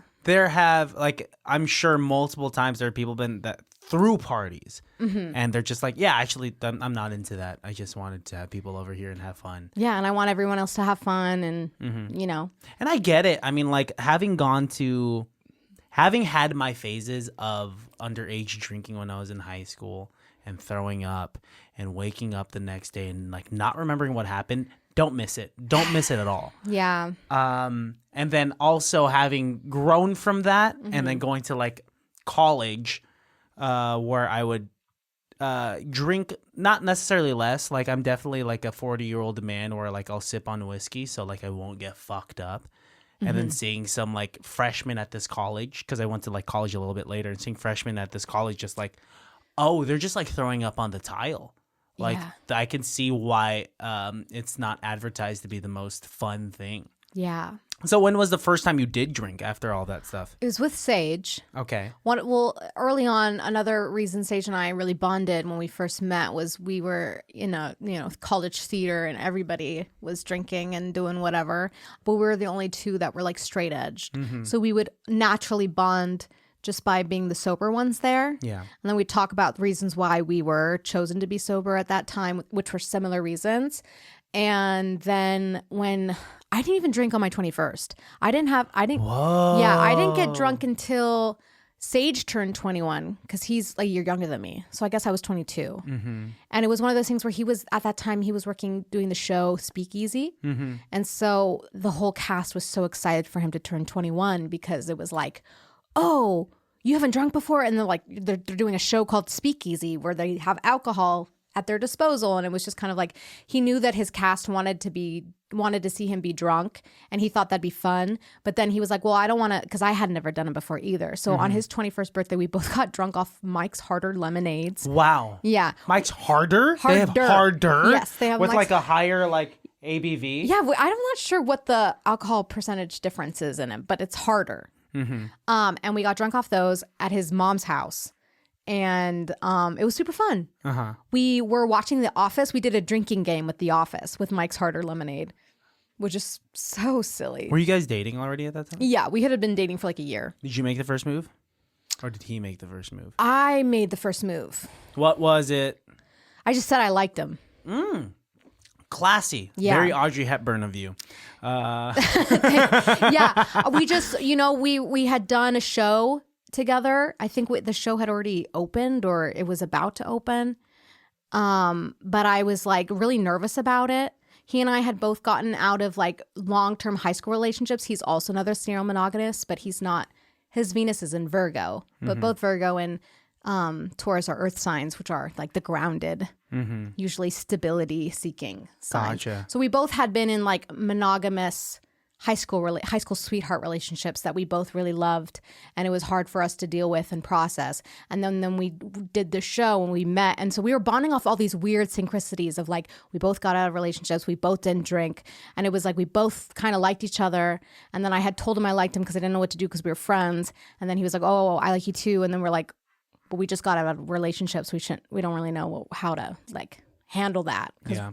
We thought maybe we needed to be single, which we probably should have, but it was... That's mature thinking at that young of an age, I would say. Like in college, like after high school, so... We're very anxious, careful people. That's good. Yeah. I mean, and in moderation. Everything in moderation. In moderation. And anxiety and carefulness doesn't usually develop until like later on, like in adult, like I don't have like anxiety, like diagnosed anxiety, but I've definitely have become more of an anxious, sheltered individual ever since I got older. Because like when I was younger, I used to just be like, yeah, let's like so extroverted. Yes. I just want to hang out. I just like want to do things. But now I'm like homebody. I'm like let's things scare me a little bit. Yeah.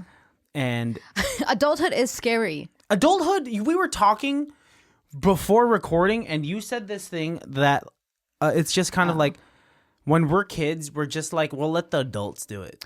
And Yes. then when we become adults, we're also just kind of like, what? Wait, I have to do this? Do what? Like, I don't know. Like, you were praising me for like having a home. To be a homeowner, which is a huge milestone. I still don't know how I got it. I just don't. I signed stuff. I paid money.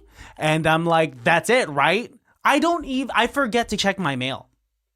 Yeah. Yeah. Is that normal? I think so. Oh, you forget to check your mail? Yeah, some days. Well, because also who's sending me mail?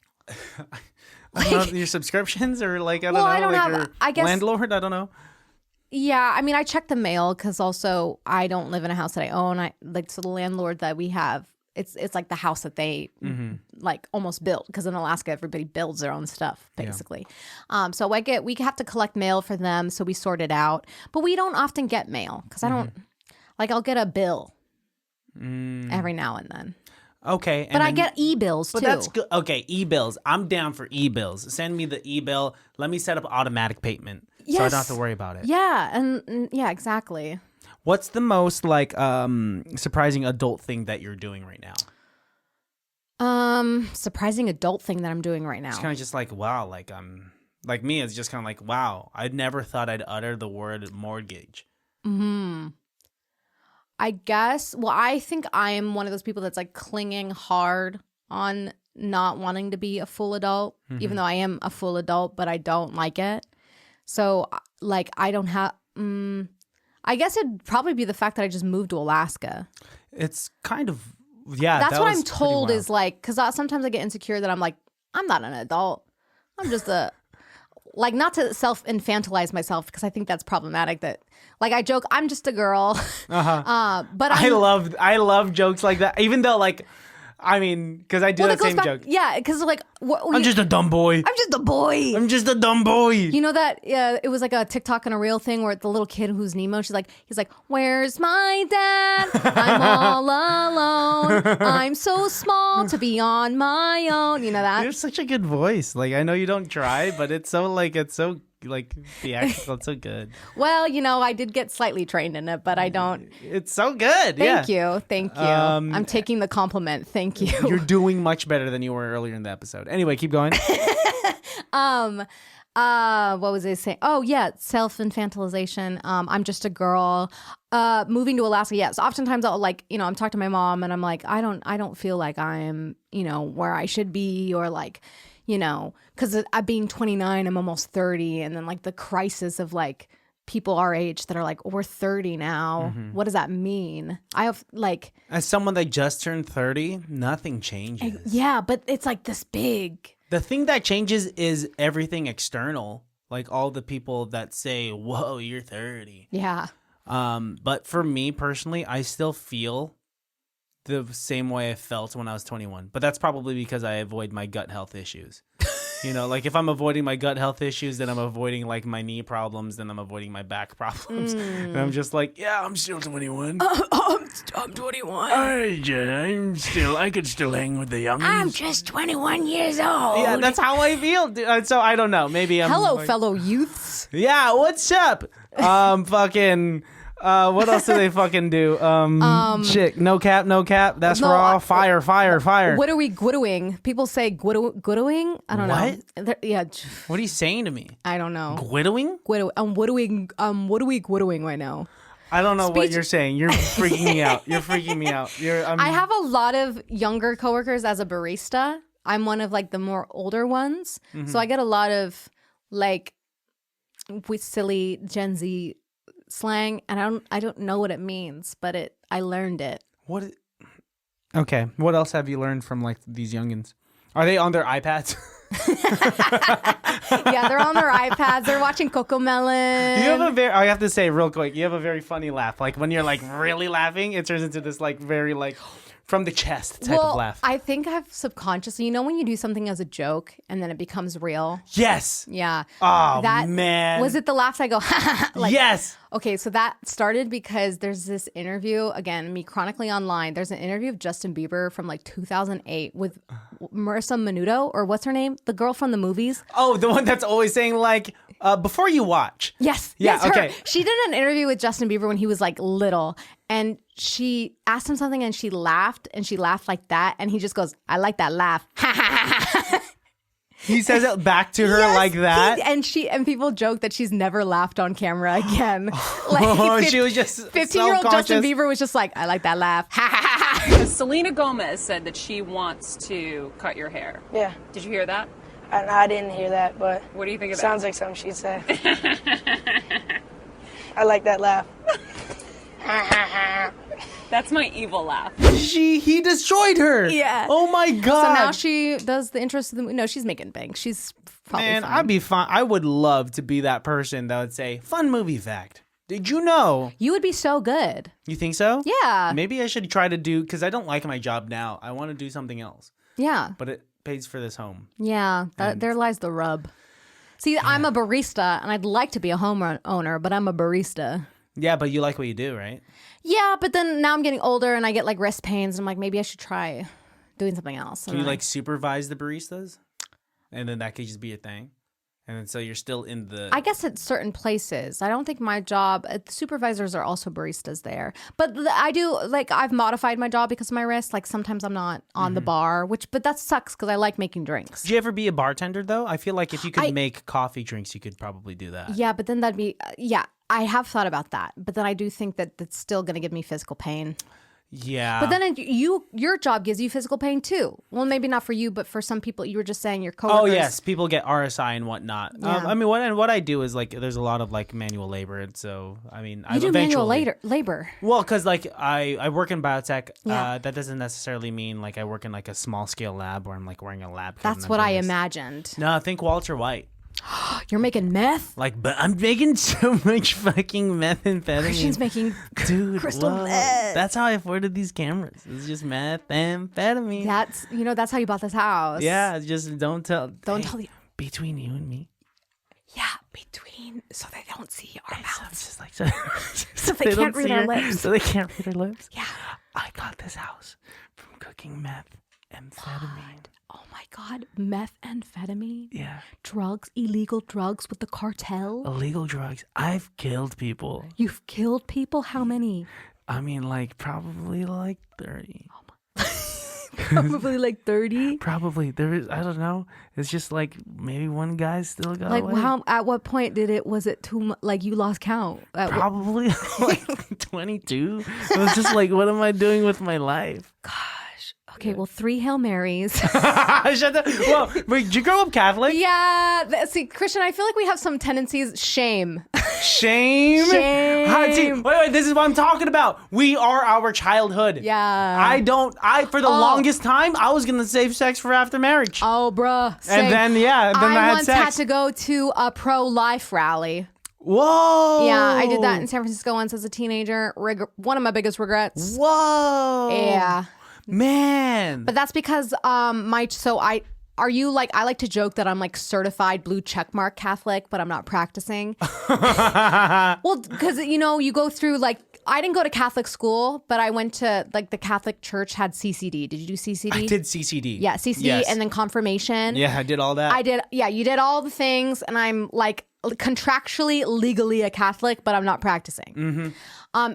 We're in the same boat then. Yeah. Exactly, because like on paper, my name's Christian. Come on, like it's just. Did you have the Catholic middle name?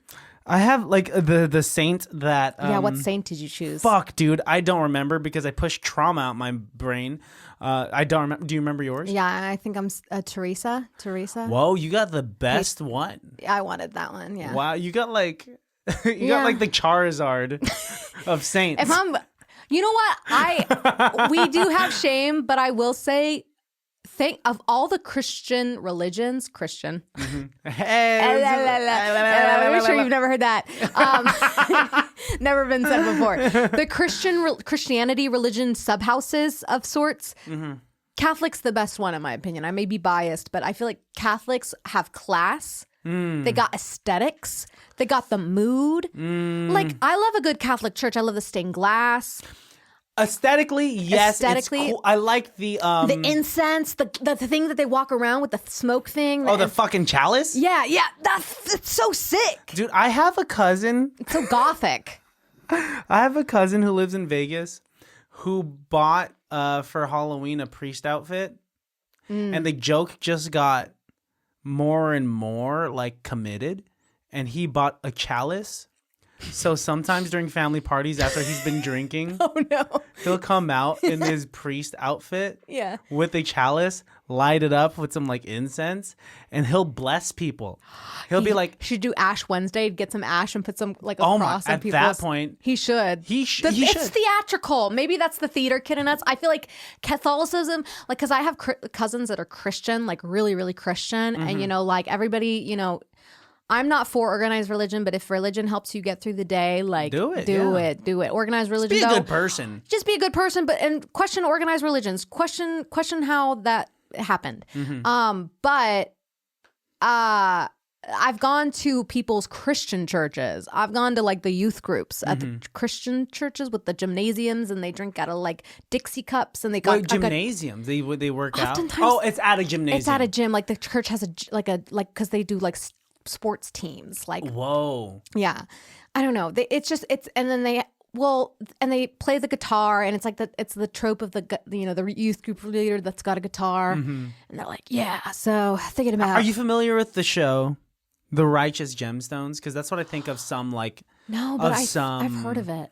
What do you call it? Of some divisions of Christianity that there could be some like where they're just like rich families at the head of these churches, and they just try to do it for like capitalistic reasons. Whoa! Wait, is this like a reality? Is this like a documentary? No, this is It's like fictional. a Danny McBride. Oh yes. Adam Devine, John Goodman show on HBO. It's so funny. Oh, I haven't watched it. Yeah, definitely check it out. I think of did you ever watch Fleabag? No. Familiar because Instagram shoves Fleabag clips in my face, and It's a great show. Quick show too. But Catholic churches are in there. There's a priest, hot priest.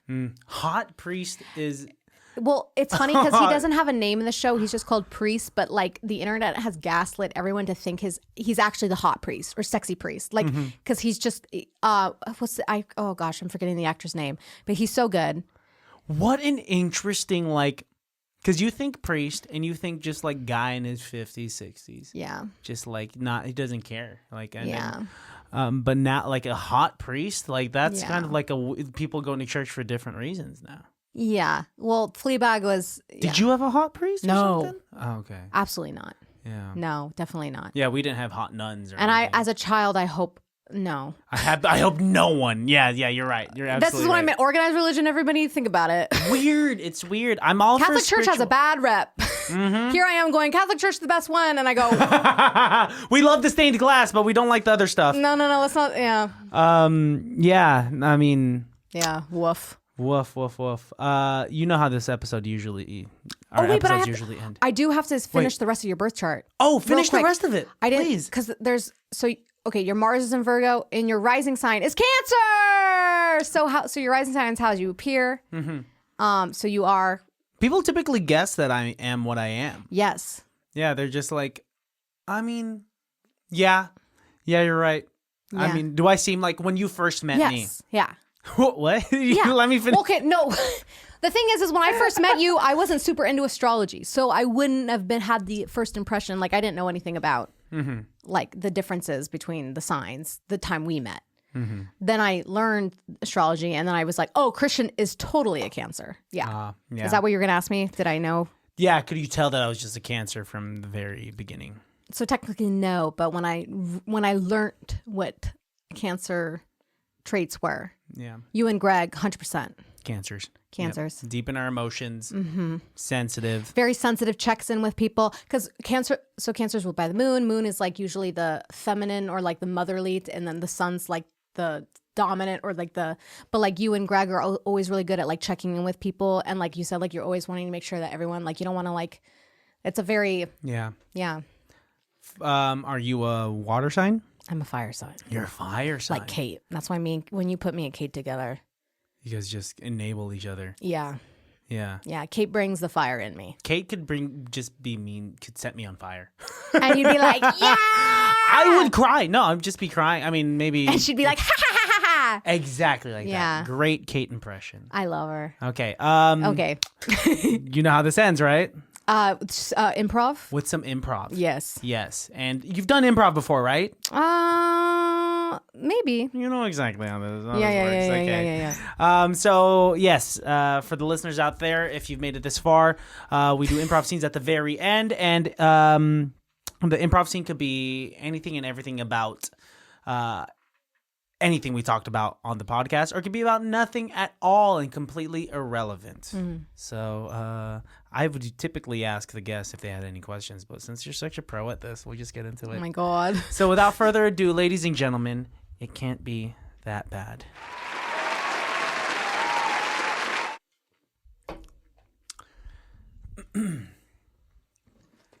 Excuse me, miss.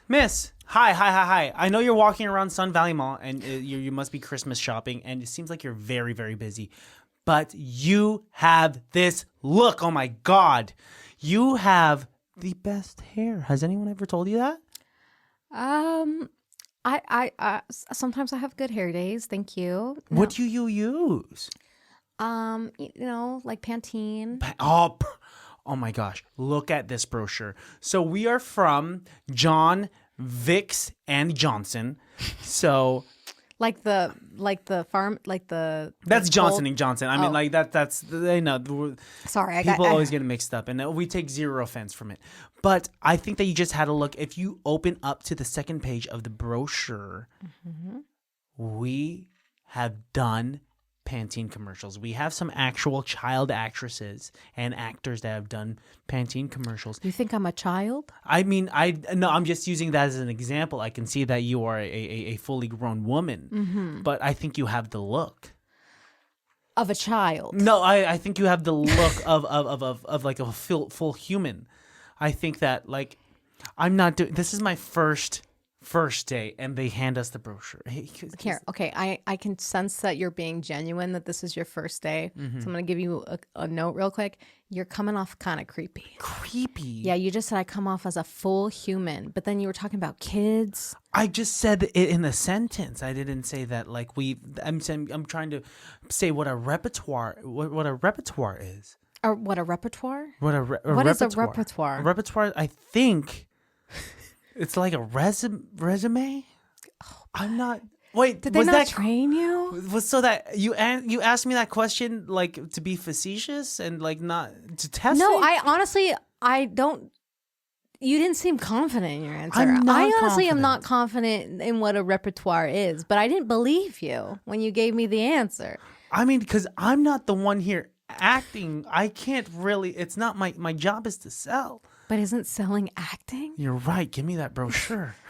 Wait, you might be perfect for this. Are you selling me my Hey, own product? wait a minute. Whoa, wait a minute. Has anyone said your teeth are like pearly whites? Stop. Shut What up. toothpaste do you use? It's Crest. It's nothing crazy. Crest? Wait, page 3. Fuck. It says that Demi Lovato back in 2003 did a Crest commercial. Whoa, Demi Lovato in 2003 did a Crest commercial? Hey, do you want to be like my manager? Whoa. This is a lot. I was coming to do some Christmas shopping, but now sure. Okay. I'm not sure what I'm supposed to do for you. Cut to Jess and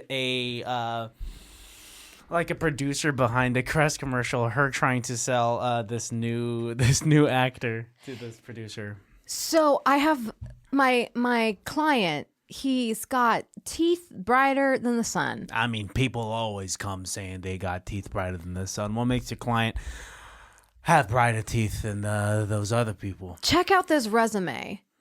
I am You mean this repertoire? that repertoire. Okay, so his name's called David Helfstein, age 25. Flip it over and see his face. Look at those. Damn, that smile. look at those pearly whites. That's crazy. That's so real and not edited. And it's really real It's and really not real and not edited. That's crazy. That's right. All right, bring him in. Get in here. Cut to the audition where David is auditioning for a Jess Dahlgren, who is the CEO of Crest. Hi, my name is Christian Baltazar, I and thought your name was David. oh, I'm sorry, Wait. I'm sorry, Christian I'm Balta- sorry. So is your name David? My name is David Helfstein, and I'm here to audition for the Crest commercial. Okay. Your name is on the list. All right, headshot, repertoire. As a CEO, it's usually not normal for me to be in the audition room, but I heard you had a smile that could blind me. All right, so is this audition like a monologue, or should I just smile for you? As an actor, you should always have a dramatic and a comedic monologue ready. Okay, all right. My dramatic monologue is. I'm glad you gave me this written piece so that when you perform the monologue, I'll make sure that you were saying it word for word. I'm sorry, it's my first audition. I was just told that I have great teeth and I should be an actor. So Your teeth are pretty great. I will say they're not as bright in the picture, but I mean, it's just the lighting in here. what are you saying, that the lighting in my building is not good? The I building mean, that I as just- a CEO, I'm not. I'm just really trying to portray my confidence and say that I do have the best teeth locally. All right. You're not showing me a lot of confidence in this. It's something that I'm working on, which is why that I'm auditioning. We love an underdog story. Do a monologue. All right, this monologue is Will Smith's infamous monologue from one of the later episodes of Fresh Prince of Bel-Air when his father leaves him. Oh, beautiful. Are you familiar? I'm very familiar. Okay. And I have the script in front of me. Okay.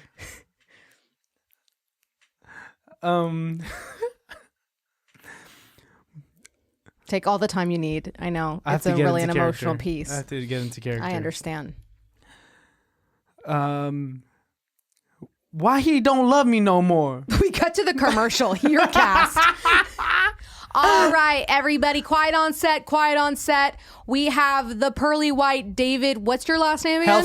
Helfstein. Helfstein. We're gonna do the Crest White commercial. Okay. Dramatic version.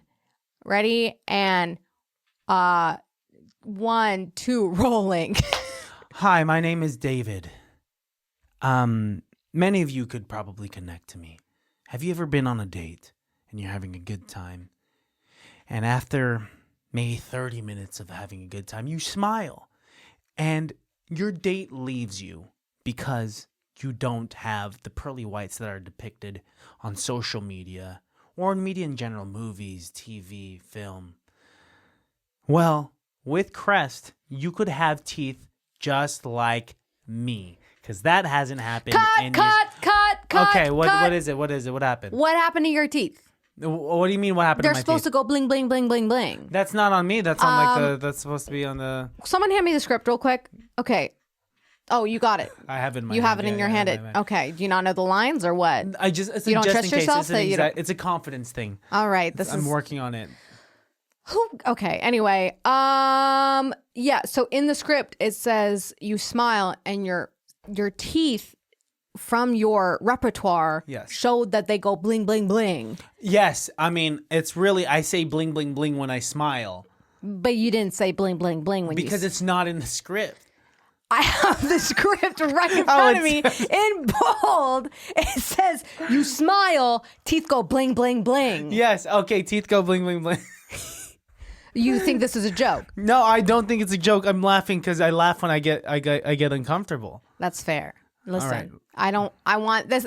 This set is a very non-hostile, comfortable set, and this is your first take. We'll take two. Take two. Ready? Camera rolling. 3, 2, 1. Action. Hi there, my name is David. Has this ever happened to you? You're at a date across from a hot babe, and you're just like have super duper vibing, and you're like, it's going super good. Cut. What's wrong? Why are you stuttering? I was trying to improvise. Stick to the script. I should stick to the script. No, you know what? This is commercial land. Do improvise, but take 3. Ready? Okay. Rolling. 3, 2, 1. Action. Oh, whoa! Were you were you standing there? Cut. We go to your dressing room. It's your manager.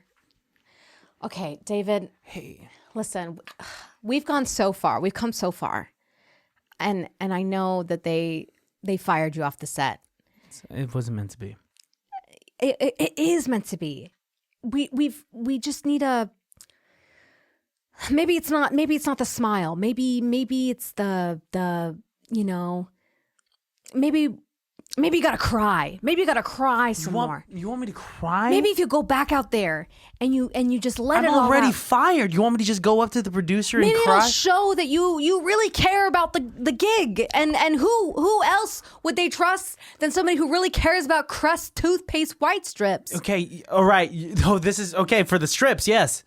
All right, let's do it. I mean, what should I do to cry? You get some onion in your eye. I could think about some childhood trauma. Childhood trauma, Childhood trauma's so good. Yeah, like let's spitball here. All right. When I was growing up, I wasn't as good of a golfer as like my older sister. Okay. And so like my parents really just like gave all of their like college funds to her so that she could go to like a USC and become like a very famous golfer. But then I had to work at a video store, and then like that didn't work out because like VHS is not like popping right now. Yeah. And so now I had to like, then that's when I met you because I worked at a kiosk at the Sun Valley Mall. Wow. Yeah, I think I can cry to that. That's pretty sad. You know what? But it's almost sad in a beautiful way. You went from working at a kiosk mall to on a Crest toothpaste commercial That I set. got fired from. But it's not over yet. Okay, it's not over yet. All right, cut to the last and final take. All right, we're giving one more chance, I guess. Yes. Rolling. 3, 2, 1. Action. It's tough. It's crazy, huh? You go on a date with a girl. She's the love of your life. Sarah Kalpin, yeah. From college. Oh, God. Dorm room 103. She would invite you over for pizza. And then, like, you guys hit things off. It's a beautiful thing. You know, you just, like, you have the same interests. You guys both like the Chicago Bulls and the Bears. Go Bears. And then you guys just both, like, realize that, whoa. We're both Catholic. It's crazy. But it was just like, you know, trauma. We trauma bonded. And then like, I finally mustered up the courage to take her out on a date. And we go to a Ruth's Chris because paycheck just came in from the video store. And I take her there. And I start eating. And it wasn't until I laughed the way that I laughed and showed my teeth the way that I showed my fucking teeth. Yellow is what she said. She just said yellow, yellow, yellow. And so I went home, did some research, and it said that Crest strips can cure this. And now look at me. And now look at all of my girlfriends. My name is David Elfstein, and this could happen to you. Thank you. My God. We cut to the Oscars. Thank you so much. Thank you so much. I couldn't have done this without my manager. Yeah! She believed in me in the Sun Valley Mall in Concord. Oh, my God. Any words that you have to say? I want to thank you for coming up to me at the mall. I thought you were going to be here. I'm taking Thank you, everybody, for giving David this Oscar for the Crest toothpaste commercial. I can't say anymore. This is all you, bud. This is all you. I love you. I love you all. And thank you so much for believing me. And scene. All right. Beautiful. Beautiful. Yay. Yay. Wow. Improv with one of my favorite improvisers. Improv with, I've said it so many times, with the first person I did a real improv scene with. I love that. And I feel so honored that I did your very first improv scene. Yes. With you. So, thank you so much for coming all the way over here. Thank you for having me. Yeah, I mean, you flew all the way from Alaska just to do this Just podcast to do this. with me. You know, coincidentally, it was Christmas. Coincidentally, my brother and my dad's birthday was happening. Just But like, yeah. it just worked out, though, because I came here to do this. Yeah, and they're just like, oh, I might as well go visit my family. I guess. At the same While I'm time. here, you know, Yeah. whatever the Joe Schmoes over there. Yeah, but thank you so much. Before you get out of here, just if you want to go ahead and tell the baddies, tell the listeners where they can find you, what you have, like anything to promote, anything to plug. Ooh, well, my personal Instagram is at Jess Dahlg, which is my last name, like broken down. A lot of people think it's Jess Dog. Oh, really? Just Dahlg, Jessdalg. It's my last name, Dahlgren. But I also, if you're into astrology and if you're into memes, I have Oh, yeah. I have my own meme account you can follow at Numero Uno Aries on Instagram. Love that. Because Aries is number 1. I try to post more regularly on there, but it's a lot of work. But if you follow me, you know, I try to make the memes. You started so confidently. I was like, internally I'm like, hey guys, follow my meme account. Yes, that's perfect. You should have just left it at that. But it was just like, I have Listen, an astrology meme account that you should maybe like if you're it's like, so hard to post. if you're into like silly things, if you're into like funny little ha-has. Perfect. Yeah. That's good. Yeah. You should do commercials. Thank at you. that. I did a Barbie commercial.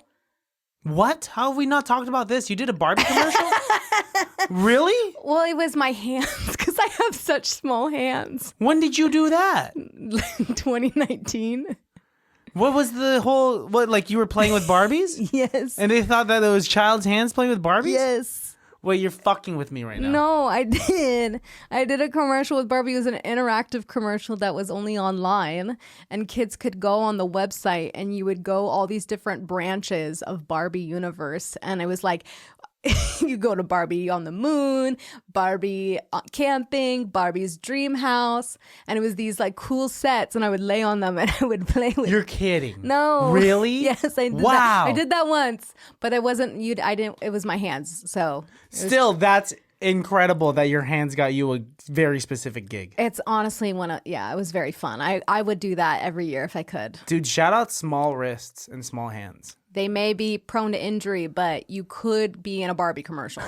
So, you know, it just kind of balances each other out. All right, last but not least, look into the barrel of your camera and leave the baddies with a piece of advice, a phrase or a saying that can remind them that it can't be that bad.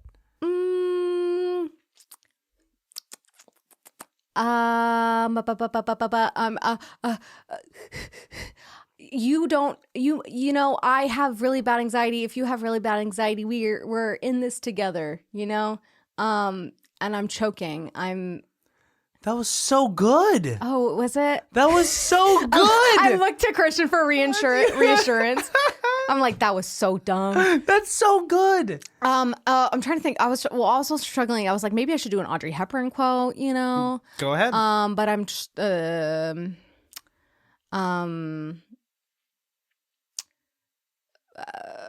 I don't remember any of them. Look them up. look up an Audrey Hepburn quote and just fact check that it's actually an Audrey Hepburn quote, because I think sometimes people will just make up a quote and put her picture that's on fucked up. Yeah, but she's got some good ones out there. Hell yeah. Okay. Well, thanks for coming on. Deeply Thank you. appreciate you. Thank you for having me. Baddies, you guys know where to find this podcast because you're already watching it. So see you later. Jess, thank you again. I love you. I love You're you great. too. Bye, baddies. Bye, Betty. Can't be that bad, oh, it can't be that bad, oh, it can't be that bad, oh, it can't be that that bad.